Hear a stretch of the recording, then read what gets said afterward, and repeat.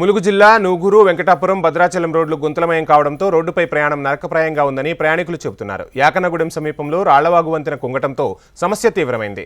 ప్రత్యామ్నాయ రవాణా సదుపాయం కల్పించాల్సిన ఆర్ఎండ్బీ అధికారులు నామమాత్రపు చర్యలకే పరిమితం కావడంతో నిత్యం కష్టాల ప్రయాణం చేయాల్సి వస్తోందని ఆవేదన వ్యక్తం చేస్తున్నారు వాహనదారులు. ఏళ్లు గడుస్తున్నా రహదారి పనులు పూర్తి కాకపోవడంతో సమస్య తీవ్రతరమైందని గ్రామస్తులు ఆరోపిస్తున్నారు.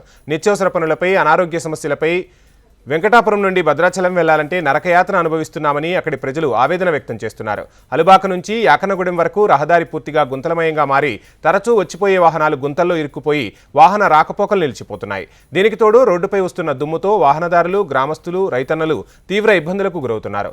మారుమూల ఏజెన్సీ ప్రాంతం కావడంతో అధికారులు, ప్రజాప్రతినిధులు పట్టించుకోవడం లేదనే విమర్శలు వెల్లువెత్తుతున్నాయి. భద్రాచలం నుండి వెంకటాపురం మీదుగా హైదరాబాద్, వరంగల్, ఛత్తీస్గఢ్కు నిత్యం వేలాది వాహనాలు తిరుగుతున్నాయని, రహదారిని మాత్రం అధికారులు పట్టించుకోకపోవడంతో మండల ప్రజలు ఇబ్బందులు ఎదుర్కొంటున్నారని అంటున్నారు స్థానికులు.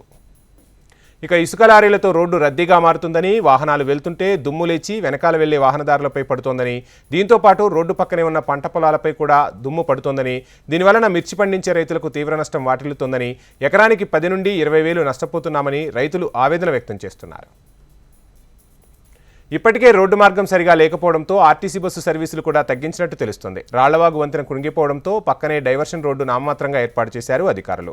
ప్యాసింజర్తో బస్సు ఎక్కలేని పరిస్థితుల్లో బస్ డ్రైవర్ అందులోని ప్రయాణికులను కిందకు దింపి నడపాల్సిన పరిస్థితుల్లో ఎదురవుతున్నట్టుగా ప్రయాణికులు, డ్రైవర్లు చెబుతున్నారు.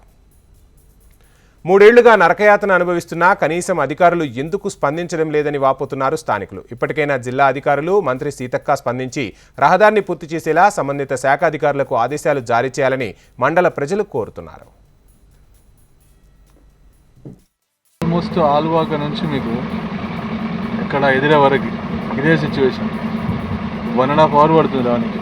ఆల్మోస్ట్ ఎంత 26 కిలోమీటర్స్ వస్తుంది. ఆ 26 కిలోమీటర్స్ కోసం 1.5 అవర్. టైర్ బ్లాస్ట్ అయిపోయింది లాస్ట్ టైం వచ్చినప్పుడు. ఆ నైట్ టైంలో కూర్చొని పిల్లల్ని రోడ్డు మీద పెట్టేసుకొని టైర్ ఎక్కించుకొని స్టెప్లు లేకపోతే పరిస్థితి సిచ్యువేషన్ దారుణం కదా. వర్షాకాలం వరకు అవ్వకపోతే సిచ్యువేషన్ దారుణం. ఇప్పుడు ఇసుక లారీలు బంద్ అవ్వకపోతే మొత్తానికి ప్రాబ్లమేటిక్ కదా. సరే ఇప్పుడంటే కొంచెం గుంతలు అవుపిస్తా ఉన్నాయి, నెమ్మదిగా అటు ఇటు వెళ్తాం. నైట్ టైం జర్నీ చేస్తే వెళ్ళలేము, 1 కిలోమీటర్ ట్రావెల్ చేయలేము. ఇంత విజిబిలిటీ ఉన్నప్పుడే మనము చూసుకోము. లైటింగ్లో పోవాలంటే నైట్ టైం చాలా ఇబ్బంది అవుతుంది.